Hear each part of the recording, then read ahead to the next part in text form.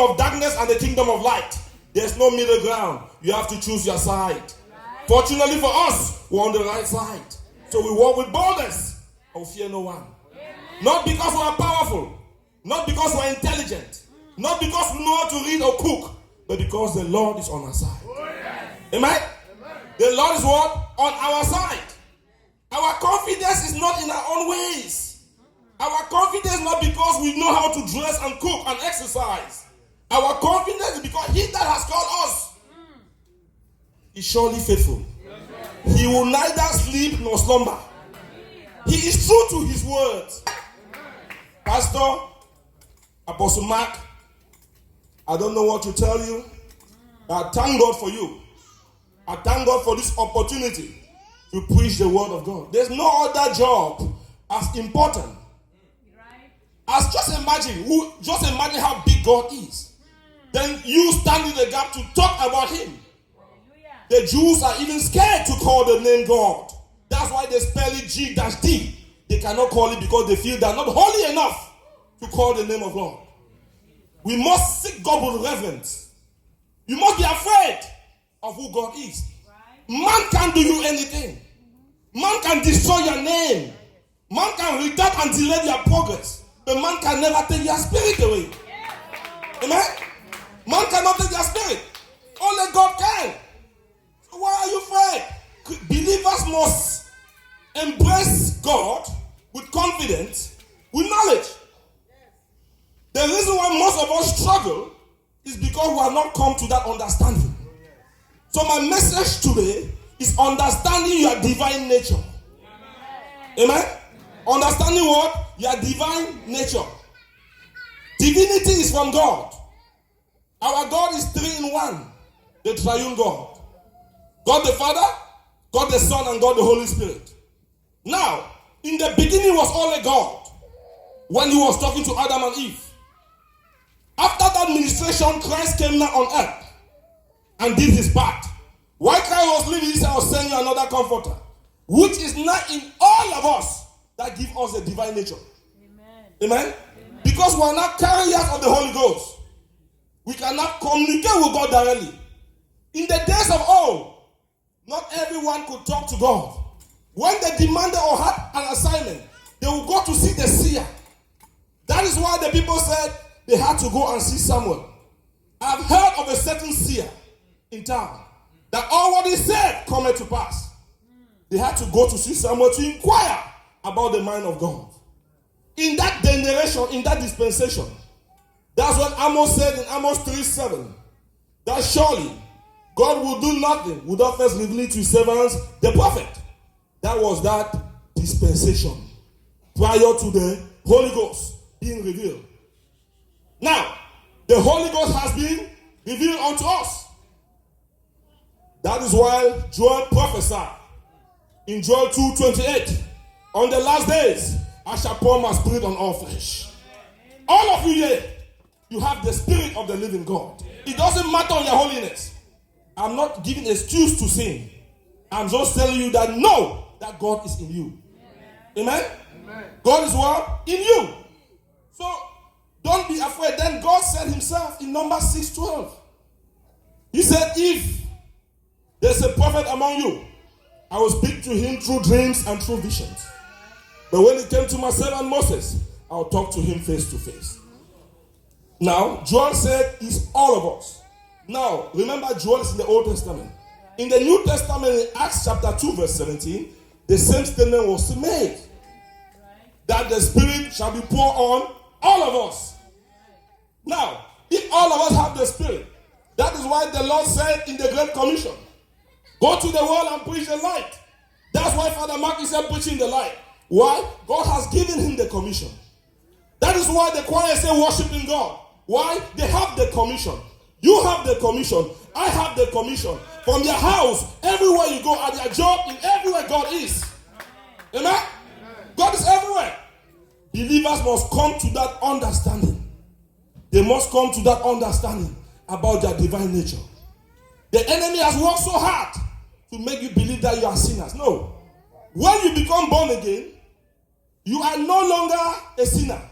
You are a righteous person that sins from time to time. You are not a sinner trying to be righteous. You must change your mindset. Amen. We are all right. Say, I am righteous. Say, I am righteous. I am righteous. Because when you keep thinking that you are a sinner, you just keep doing sin and going, actually I'm a sinner. All of us will quote the same scripture in Romans chapter 3 verse 23, who says, for all have sinned and fallen short of the glory of God. Now, if they said that same scripture, that we have all sinned and fallen short of the glory of God. Now the Bible comes again in Romans 5:19 and tells us that because of the disobedience of one man, we became sinners. And by the righteousness of one man, we became righteous. Why do you keep holding on to the old that you are a sinner? Rebo kanda siyapa, marakova kanda sipaya, reba kanda sipayaka. We are now righteous. Amen? Amen? That is why we all now can hear from God. It just depends on how the infilling of the Holy Ghost. We all have the indwelling. We all have the indwelling. When you move closer to Him, He moves closer to you. The infilling goes on. Right. Amen? Then you start getting more clarity. You getting more perception. Sometimes you go for an interview. You say, oh, I perceive something in my spirit. Something tells me in my spirit. There's something that sometimes moves in your stomach. You are going to see someone. Something begin to speak to you. You are going to for an interview. Something speak in your mind. You say, there's something about this man. I don't know about him. But there's something I can already put my finger on. That's the Spirit of the Lord in you. Trying to tell you something. The more you become in tune to that Spirit, the more you start to get more clarity. The more you kill that spirit and try to quench the spirit, live in the lustfulness of thy flesh, living in greed and sin, the spirit starts to silence. Amen? That is why none of us here are saying we come from a background where we all fall from time to time. It's like a thief going to steal the first time, or a group of girls trying to break bounds and go to a club for the first time. The first day they have to go, they have to start thinking all kinds of ways what they will tell their parents. The first day they are so afraid. The second day they are lesser afraid. By the time they do 10, 15 times, they even walk in front of their parents and just go. Yeah. Amen? The spirit is now silent. There's no longer, the Spirit of God has said, I've given up. Amen? But we shall not be that people where the Spirit of Lord will give up unto us. Amen? The Spirit will not give up unto us. Because we have His. We belong to Him. Amen? So I'm going to take my first reading from the book of 2 Peter, chapter 1, from verse 4 to 8. Let's say 4 to 7. 2 Peter, chapter 1, from verse 4 to 7. Are you there? The book of 1 Peter is close. 2 Peter is close to the book of Revelation at the end. If you are looking from the side of Genesis, then you need deliverance. Amen? You need to start seeking to come to Bible studies. Not only come on Sunday. So now, 2 Peter chapter 1 verse 1, partakers of His divine nature. He's telling us that we will share in His godly nature. That's what He's saying. It's not my words. And I believe it 100%. Do you believe this word? That we all are what? Partakers of His divine nature. They're telling you and I that we can partake in the nature of Christ.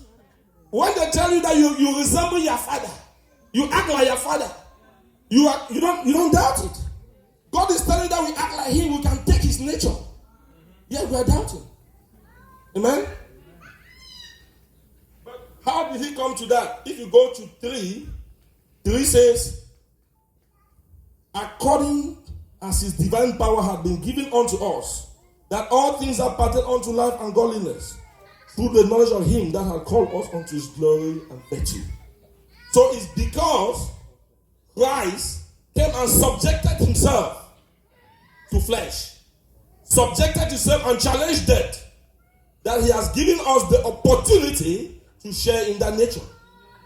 Amen? He has given us the opportunity to share in godly's nature. Now, the entire Bible story is a story of a father who created a beautiful thing. The thing fell to sin. Then God tried every means possible to redeem it.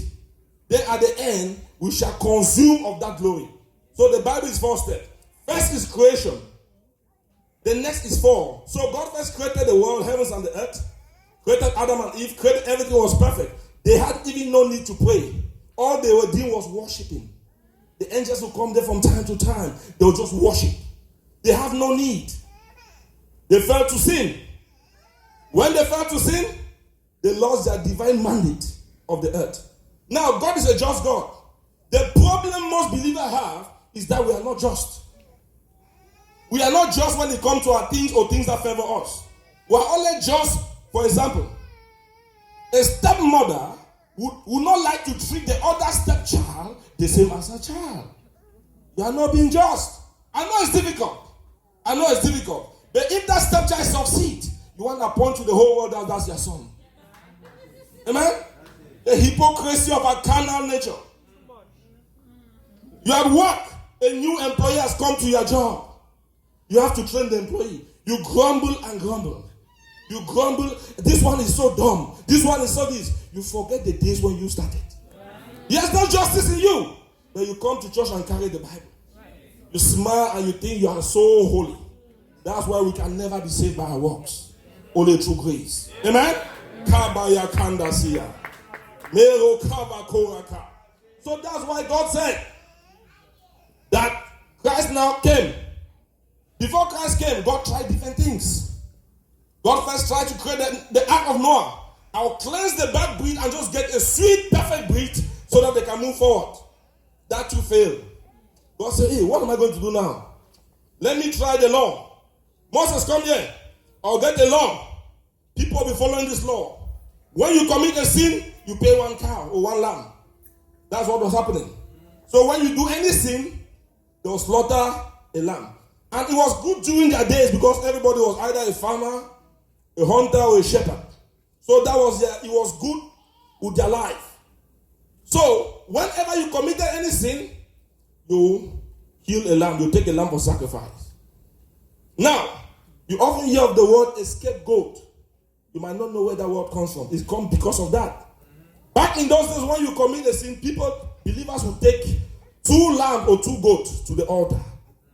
One of the goats will be let go free as a sign of the forgiveness of our sins. That one that was let go is called the scapegoat. Then one will be slaughtered at the altar to pay for our sins. But guess what? Still that did not still work. God said, you know what?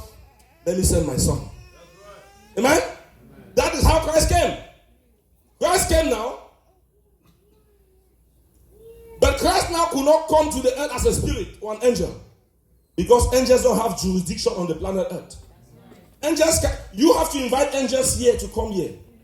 You are, on the planet earth, we are bigger than angels. They need us. They need a visa to come here. That visa is through prayer, through good talk, through charity. When you do these things, you invite God, the angels. You give them divine permission onto the planet.